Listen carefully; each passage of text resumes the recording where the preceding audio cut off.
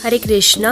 आइए आज हम गीता जी के दूसरे अध्याय के 22वें श्लोक की विस्तृत व्याख्या करेंगे।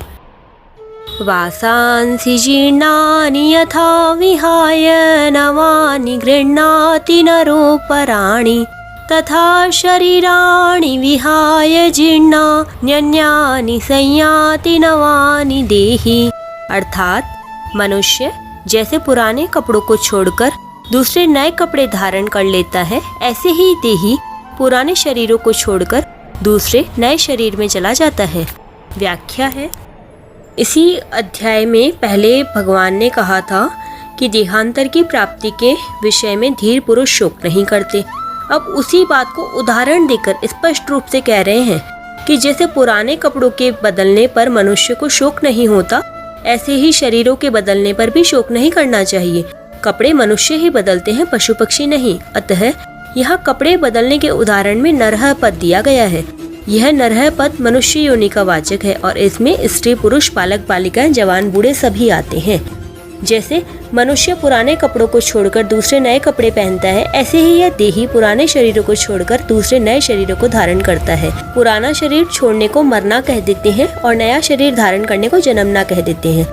जब तक प्रकृति के साथ संबंध रहता है, तब तक यह देही पुराने शरीरों को छोड़कर कर्मों के अनुसार या अंतकालीन चिंतन के अनुसार नए नए शरीरों को प्राप्त होता रहता है।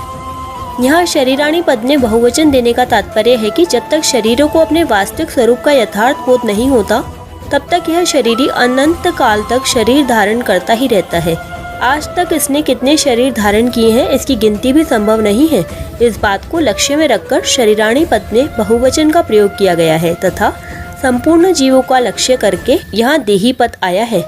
यहाँ श्लोक के पूर्वार्ध में तो जीर्ण कपड़ों की बात कही है और उत्तरार्ध में जीर्ण शरीरों की। जीर्ण कपड़ों का दृष्टांत शरीरों में कैसे लागू होगा? कारण कि शरीर तो बच्चों और जवानों के भी मर जाते हैं, केवल बूढ़ों के जीर्ण शरीर मर जाते हो, यह बात तो नहीं है। इसका उत्तर है कि शरीर तो आयु समाप्त होने पर ही मरता है और आयु समाप्त होना ही शरीर का जीर्ण होना है। शरीर चाहे बच्चों का हो, चाहे जवानों का हो, चाहे वृद्धों का हो, आयु समाप्त होने पर वे सभी जीर्ण ही कहलाएंगे। इस श्लोक में भगवान ने यथा और तथा पद देकर कहा कि जैसे मनुष्य पुराने कपड़ों को छोड़कर नए कपड़े पहनता है, ऐसे ही यह देही पुराने शरीरों को छोड़कर नए शरीरों में जाता है। यहाँ एक शंका होती है कि जैसे कुमार, युवा और वृद्ध अवस्थाएं अपने आप होती हैं, वैसे ही देहांतर की प्राप्ति भी अपने आप होती है। यहाँ तो यथा और तथा घट जाते हैं, पर इस श्लोक में पुराने कपड़ों को छोड़ने में और नए कपड़ों को धारण करने में तो मनुष्य की स्वतंत्रता है, पर पुराने शरीरों को छोड़ने और नए शरीर को धारण करने में देही की स्वतंत्रता नहीं है। इसलिए यहाँ यथा और तथा कैसे घटेंगे? इसका समाधान है कि यहाँ भगवान का तात्पर्य स्वतंत्रता परतंत्रता की बात कहने में नहीं है, प्रत्युत शरीर के वियोग से होने वाले शोक को मिटाने में है। जिसे पुराने कपड़ों को छोड़कर नए कपड़ों को धारण करने पर मनुष्य वही रहता है, ऐसे ही पुराने शरीर को छोड़कर नए शरीर में जाने पर भी देही ज्यों का त्यों रहता है। अतः शोक करने की कोई आवश्यकता ही नहीं है। इस दृष्टि से यह दृष्टांत ठीक ही है। दूसरी शंका यह होती है कि पुराने कपड़े छोड़ने में और नए कपड़े धारण करने में सुख तो होता है, पर पुराने शरीर छोड़ने और नए शरीर धारण करने में बहुत दुख होता है। अतः फिर भी हम यथा और तथा नहीं कह सकते। इसका समाधान है कि शरीरों के मरने पर जो दुख होता है वह मरने से नहीं होता, प्रत्युत जीने की इच्छा से होता है। मैं जीता रहूं, ऐसी जीने की इच्छा भीतर में रहती है और मरना पड़ता है, तब दुख होता है। तात्पर्य यह हुआ कि जब मनुष्य शरीर के साथ एकात्मकता कर लेता है, तब वह शरीर के मरने से अपना मरना मानता है और दुखी होता रहता है। परंतु जो शरीर के साथ अपनी एकात्मता नहीं मानता, उसको मरने में भी दुख नहीं होता, प्रत्युत आनंद होता है। जिसे मनुष्य कपड़ों के साथ अपनी एकात्मता नहीं मानता, तो कपड़ों के बदलने में उसे सुख होता है, कारण कि वहाँ उसका यह विवेक स्पष्टतया जागृत है कि कपड़े अलग हैं, मैं अलग हूँ। पर वही कपड़ों का बदलना अगर छोटे बच्चों का किया जाए, तो वह पुराने कपड़े उतारने में और नए कपड़े धारण करने में भी रोएंगे। उसका यह दुख केवल मूर्खता से नासमझी से है। इस मूर्खता को मिटाने के लिए ही भगवान ने यहाँ यथा तथा पद देकर कपड़ों का दृष्टांत दिया। यहाँ भगवान ने कपड़ों के धारण करने में तो गृह्णाति धारण करता है क्रियादि, पर शरीरों के धारण करने में संयाति जाता है कहा।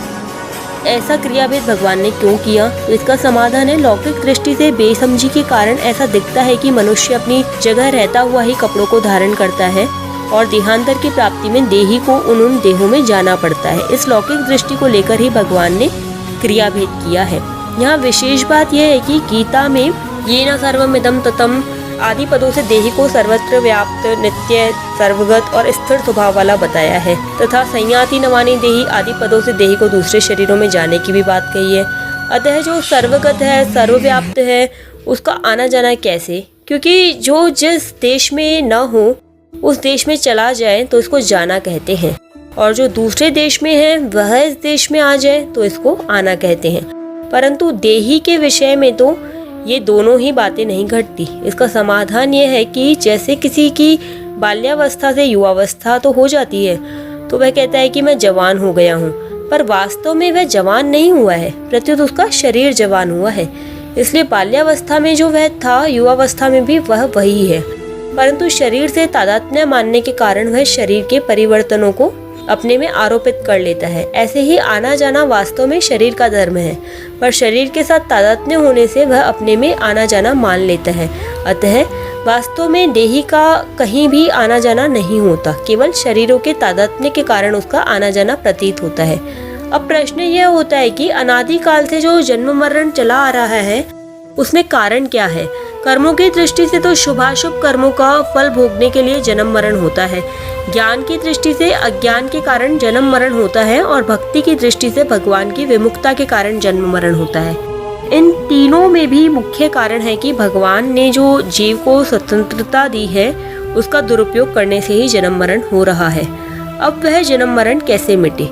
मिली हुई स्वतंत्रता का सदुपयोग करने से जन्म मरण मिट जाएगा। तात्पर्य है कि अपने स्वार्थ के लिए कर्म करने से जन्म मरण हुआ है, अतः अपने स्वार्थ का त्याग करके दूसरों के हित के लिए कर्म करने से जन्म मरण मिट जाएगा। अपनी जानकारी का अनादर करने से जन्म मरण हुआ है, अतः अपनी जानकारी का आदर करने से जन्म मरण मिट जाएगा। भगवान से विमुख होने से जन्म मरण हुआ है, अतः भगवान के सम्मुख होने से जन्म मरण मिट जाएगा। यहाँ परिशिष्ट भाव ये है कि मनुष्य नई नई वस्तु चाहता तो है, भगवान भी उसे नई नई वस्तुएं, शरीर आदि की सामग्री दे देते हैं। शरीर बूढ़ा हो जाता है तो भगवान उसको नया शरीर भी दे देते हैं। अतः नई नई इच्छा करना ही जन्म मरण का हेतु है। नई नई इच्छा करने वालों को अनंत काल तक नई नई वस्तुएं मिलती ही रहेंगी। मनुष्य में एक इच्छा शक्ति है, एक प्राण शक्ति है। इच्छा शक्ति के रहते हुए प्राण शक्ति नष्ट हो जाती है, तब नया जन्म होता है। अगर इच्छा शक्ति न रहे तो प्राण शक्ति नष्ट होने पर भी पुनः जन्म नहीं होता। कोई भी दृष्टांत केवल एक अंश में घटता है, सर्वथा नहीं घटता।